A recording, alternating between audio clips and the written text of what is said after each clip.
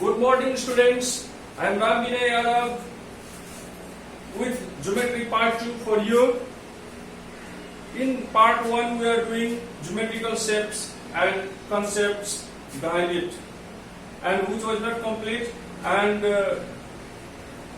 to complete that lesson, we are here at geometrical shapes, and that is here with you. Angle. An angle is a figure formed by two rays meeting at a common point. Angle एउटा चित्र हो जुन दुईवटा दर्शाहरू मिलेर एउटा अथवा दुईवटा रेहरू मिलेर यो एउटा पोइन्टमा मानौ यो बी पोइन्टमा मिलेर एउटा angle A be C angle निर्माण हुन्छ. The common point is called the vertex of the angle, and the two rays are called the arms of the angle. Here, rays, these are arms. Here, this is arms, this is arm, and this is vertex. This is angle.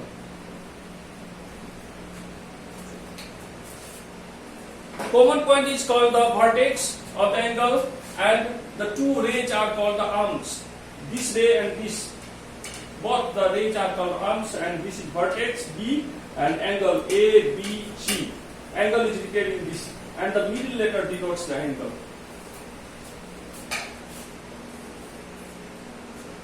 Types of angle. Angle can be divided on two bases. दुईवटा आधारहरुमा एंगललाई divide गर्न सकिन्छ. मोटामोटी त्यो के हो भने फर्मेसनको तरिकाले र मेजरमेन्टको तरिकाले. मेजरमेन्टले एंगलको साइज डिटरमाइन गर्छ. कुन साइजको एंगल हो भन्ने आधारमा र कसरी निर्माण भएको छ भन्ने आधारमा एंगललाई छुट्याउन सकिन्छ, वर्गीकरण गर्न सकिन्छ. Type of angles on the basis of sizes. Size को आधार में एंगल को विभाजन कसरी हुन्छ त? यो जम्मा यस प्रकार छ. मोटामोटी एक्यूट एंगल 0 डिग्री देखि लिएर 90 डिग्री भन्दा तल को जति पनि एंगल छ त्यसलाई एक्यूट एंगल भनिन्छ. एक्यूट एंगल साइजमा 90 डिग्री भन्दा कम हुन्छ. साइजमा हेरेर यसरी बुझ्न सकिन्छ. राइट एंगल भनेको त्यो एंगल हो जो 90 डिग्री को हुन्छ. 90 डिग्री जसको मापन हुन्छ, मेजरमेन्ट जसको 90 डिग्री हुन्छ त्यो राइट एंगल हो. समकोण हो, नेपालीमा त्यसले समकोण भनिन्छ. अब्ट्युज एंगल मोर देन 90 डिग्री, त्यो एंगल जो 90 डिग्री भन्दा अथवा 90 डिग्री भन्दा बढी साइजको हुन्छ, ठूलो साइजको हुन्छ, त्यसलाई obtuse एंगल भनिन्छ. त्यसैगरी स्ट्रेट एंगल एक्ज्याक्टली 180 डिग्री, जुन एंगल एक्ज्याक्टली 180 डिग्री हुन्छ त्यसलाई स्ट्रेट एंगल भनिन्छ. यो सीधा रेखा हो. स्ट्रेट एंगल भनेको एउटा सीधा रेखा पनि हो.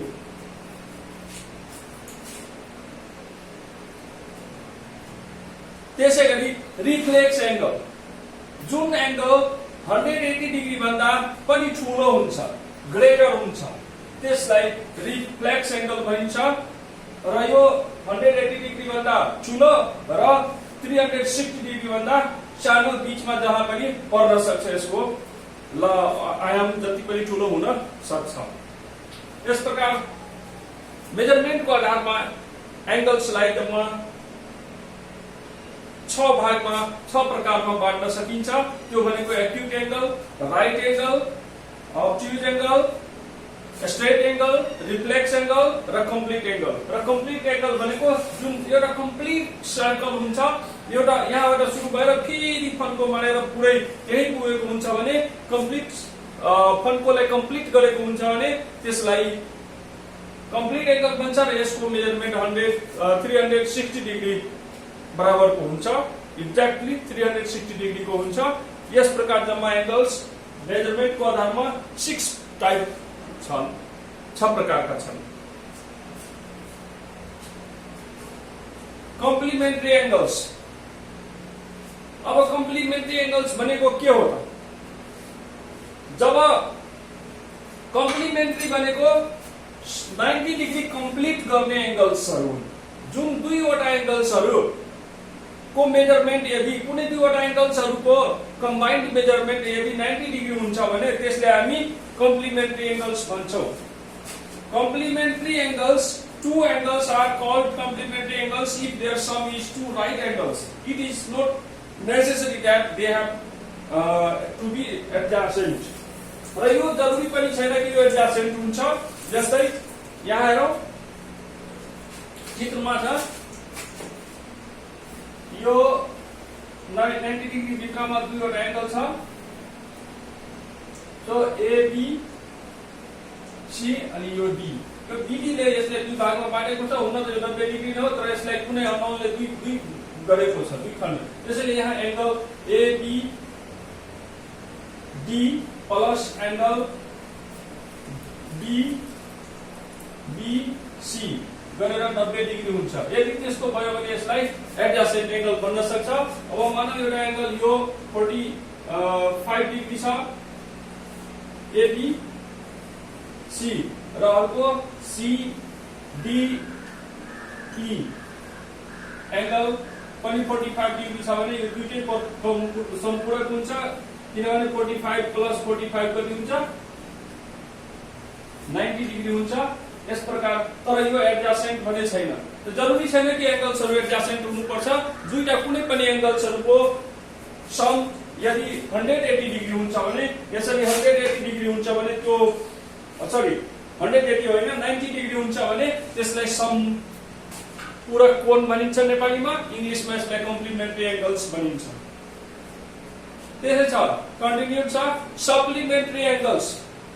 Two angles are said to be supplementary angles if their sum is two right angles. It is not necessary that they are to be adjacent angles. दुईटा एंगल्सहरु यदि सप्लिमेन्ट्री छन् भने त्यो दुईटैको जोडफल 180 डिग्री हुन्छ। यदि त्यो एडजसेन्ट छ भने एडजसेन्ट भएर पनि 180 डिग्री हुन सक्छ। यदि एडजसेन्ट छैन भने पनि त्यो 180 डिग्री यदि भयो भने त्यसलाई परिपूरक कोण सप्लिमेन्ट्री एंगल्स, परिपूरक कोण सप्लिमेन्ट्री एंगल्स भनिन्छ।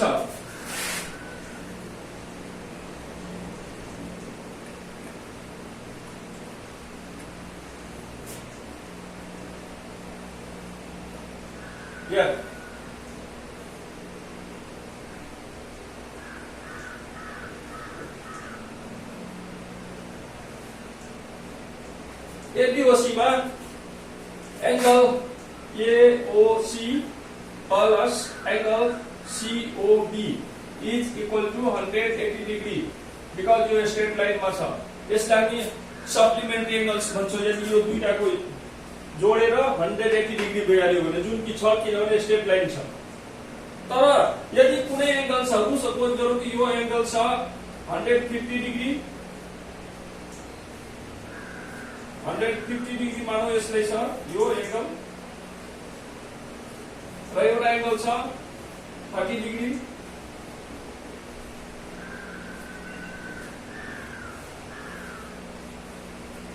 र यो 30 डिग्री छ। यदि यो दुईटा जोडेर angle P Q R plus angle A B C equal to 180 degree, then हामी यसलाई के भन्छौं? यो पनि सप्लिमेन्ट्री छ। त्यसैले सप्लिमेन्ट्री हुनको लागि एडजसेन्ट हुनु जरुरी छैन, यसरी जोडिएको हुनु जरुरी छैन। सप्लिमेन्ट्री एंगल्सहरु एडजसेन्ट नै हुनुपर्छ भन्ने छैन, छुटा छुटे पनि हुन सक्छ। त्यसको एउटा मात्रै फ्याक्टर के छ भने त्यसको सम हुनुपर्छ 180 degree.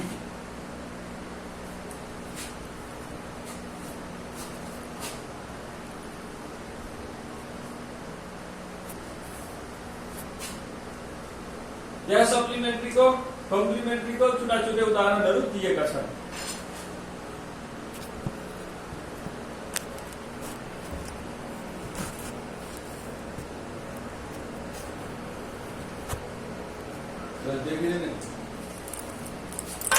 Vertically opposite angles. If two straight lines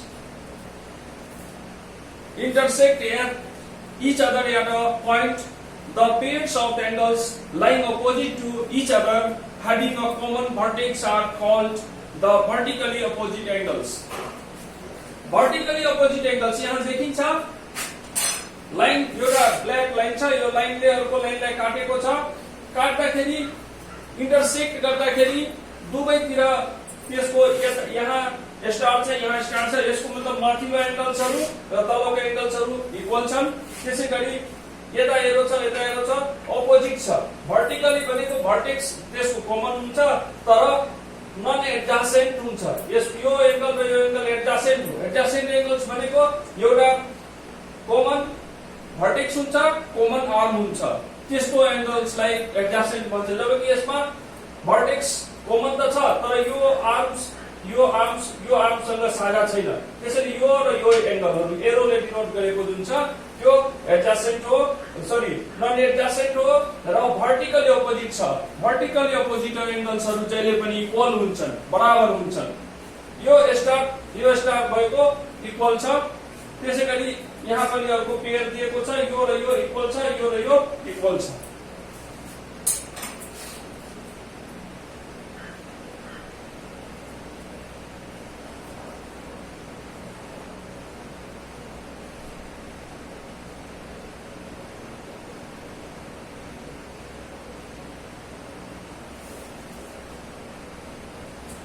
अब देखिन्छ vertically opposite angles are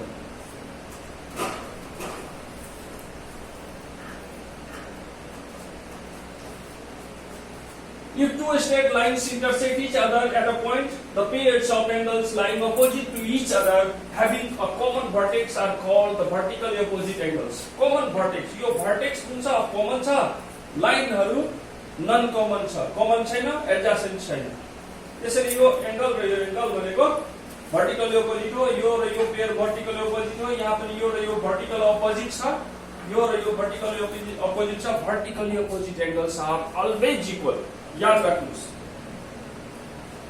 angle made with the transversal line and transversals and parallel lines angles made with the transversal and parallel lines transversal line र parallel lines हरुले बनेका केही कोणहरु बारे अब हामी जान्दछौं ती कोणहरु हुन् exterior angles interior angles corresponding angles F pattern co-interior angles C pattern alternate angles Z pattern exterior angles if two parallel lines are intersected by a transversal line the angles formed at other side of the parallel lines on both sides of transversals are called the exterior angles यदि दुईटा रेखाहरु parallel छन् समानान्तर छन् र त्यसले अर्को छेदकले काटेको छ भने यो छेदकको दुवैतिर बाहिरतिर प्यारलल लाइन्सको बाहिर यहाँ बाहिर परेका भित्र होइन यो भित्र होइन बाहिर परेका ट्रान्सभर्सल्सको दुवैतिर भित्र के बाहिर बनेका एंगलहरु यो एंगल र यो एंगलहरु सबै के छन् सबैको नाम एक्सटेरियर एंगल्स हुन् त्यसैगरी आउँछ इंटेरियर एंगल्स अब दुईटा parallel लाइन्सलाई if two parallel lines are intersected by a transversals the angles formed at inner part of the parallel lines on both sides of transversal are called interior angles अब यो दुईटा parallel लाइन्सलाई एउटा ट्रान्सभर्सल्सले काटेको छ भने भित्रपट्टि ट्रान्सभर्सलको दुवै छेउमा बनेका कोणहरु के हुन्छ त इंटेरियर एंगल्स हुन्छन् अब कोरेस्पोन्डिङ एंगल्स एफ पैटर्न बनेको के हो यदि दुईटा प्यारलल लाइन्सहरुलाई छेदकले काट्दछ भने छेदकको एकातिर मात्रै परेका एउटा एक्सटेरियर र एउटा इंटेरियर एंगल्सलाई एउटा एक्सटेरियर र एउटा इंटेरियर एंगल्स याद राख्नुस् एउटा एक्सटेरियर एउटा इंटेरियर एंगल्सलाई कोरेस्पोन्डिङ एंगल्स भनिन्छ र यो जहिले पनि एफ प्याटर्नमा हुन्छ हामी चित्रमा हेर्छौं यहाँ हेरौं कोरेस्पोन्डिङ एंगल्स एफ प्याटर्नमा हुन्छ यहाँ यो र यो कोरेस्पोन्डिङ एंगल्स हुन् त्यसैगरी यो माथिको यसलाई छोपिदिनु भने एफ प्याटर्न जस्तो देखिन्छ त्यसैगरी यो एंगल्स र यो माथिको एंगल्स करेस्पोन्डिङ एंगल हुन्छ, अर्कातिरको यो एंगल र यो करेस्पोन्डिङ हुन्छ भने यो र यो करेस्पोन्डिङ एंगल्स हुन्छन्। र corresponding angles parallel lines line ट्रान्सभर्सलले काटेको छ भने करेस्पोन्डिङ एंगल्स जहिले पनि इक्वल हुन्छ, जहिले पनि बराबर हुन्छ। यो एउटा फ्याक्ट हो, यो ज्यादै नै उपयुक्त फ्याक्ट छ, ज्यादै नै उपयोगी छ, याद राख्नुपर्छ। को-इंटेरियर एंगल्स भन्छ if a transversal intersects two parallel lines in the pair of non-adjacent interior angles formed at the same side of the transversals are called the co-interior angles. The shape is like the C letter. Co-interior angles भनेको दुईटा समान्तर रेखाहरूलाई यदि छेदकले काट्दछ भने भित्रपट्टि बनेका कोणहरू, छेदकको एकैतिर परेका भित्रपट्टि बनेका कोणहरूलाई को-इंटेरियर एंगल्स, नेपालीमा यसलाई क्रमागत भित्री कोणहरू भन्दछन्। यो क्रमागत भित्री कोणहरूको जोडफल सम जहिले पनि 180 डिग्री हुन्छ, यो फ्याक्ट याद राख्नुपर्छ। अब हेरौँ, यो चित्रमा देखाएको छ स्टारले मार्क गरिएको यो र यो कोण जहिले पनि दुईटैको सम 180 डिग्री हुन्छ। यो र यो कोणलाई क्रमागत भित्री कोण, इंग्लिशमा यसलाई को-इंटेरियर एंगल्स भनिन्छ। त्यसैगरी यो हुन्छ, यो दुईटा प्यारलल लाइनलाई यदि एउटा छेदकले काट्दछ भने यो टु पेयर्स बन्दछ, दुईवटा जोडी जस्तो बन्दछ। Alternate angles when a transversal intersects two lines, then the pair of non-adjacent interior angles formed on both sides of transversals are called alternate angles. यदि एउटा ट्रान्सभर्सल लाइनले दुईटा प्यारलल लाइनलाई काटेको छ भने ट्रान्सभर्सल लाइनको दुवै छेउमा बनेका नन एडजासेन्ट भित्री कोणहरू, नन एडजासेन्ट इन्टेरियर एंगल्सहरू, जुन कोण एडजासेन्ट हुँदैन र तर भित्रीमा बनेको हुन्छ, ट्रान्सभर्सल लाइनको दुवैतिर परेको हुन्छ, त्यसलाई अल्टरनेट एंगल्स भनिन्छ। नेपालीमा यसलाई एकान्तर कोणहरू भन्दछन्। अब हेरौँ, यहाँ छ यो दुईटा प्यारलल लाइन छ, यसलाई ट्रान्सभर्सल्सले काटेको छ। ट्रान्सभर्सलको भित्री रेखाको भित्रपट्टि बनेका कोणहरू, तर ट्रान्सभर्सल लाइनको एउटा यहाँ पर्छ र एउटा अर्का पर्छ, अर्कातिर पर्छ, यो एडजासेन्ट छैन, यसको एउटा भुजा साझा छैन, दुईटै कोणहरू साझा छैन। त्यसैले यसको कोणलाई एकान्तर कोण अल्टरनेट एंगल्स भनिन्छ र अल्टरनेट एंगल्स जहिले पनि इक्वल हुन्छ। यहाँ दुई पेयर, दुईटा प्यारलल लाइनलाई एउटा ट्रान्सभर्सलले काट्यो भने दुई जोडी एकान्तर कोणहरू बन्दछन्। अब रेखा सम्बन्धी, कोण सम्बन्धी जुन जानकारीहरू थियो, टर्म्सहरू थियो, अन्डरलाइङ फ्याक्ट्सहरू थिए, त्यो हामी बुझ्यौं। यी फ्याक्ट्सहरूलाई मनन गरेर रेखा, समानान्तर रेखासँग सम्बन्धित, रेखा र समानान्तर रेखासँग सम्बन्धित कोणका हिसाबहरू हामी गर्न सक्छौं। त्यसैले अब म केही अभ्यासको लागि किनभने मलाई यसले लाग्दैन बुकहरू उपलब्ध भइसकेको होला विद्यार्थीहरूसँग, त्यसैले म केही अभ्यासको फोटोहरू प्रस्तुत गर्दछु। यसमा भिडियोमा हाल्नेछु, नेक्स्ट स्ट्रिममा हाल्नेछु। त्यसलाई हेरेर विद्यार्थी भाइ बहिनीहरूले बनाउनु हुनेछ भन्ने मलाई आशा छ। हस् त, धन्यवाद। Thank you very much. Please stay home, stay safe. Thanks for watching this video.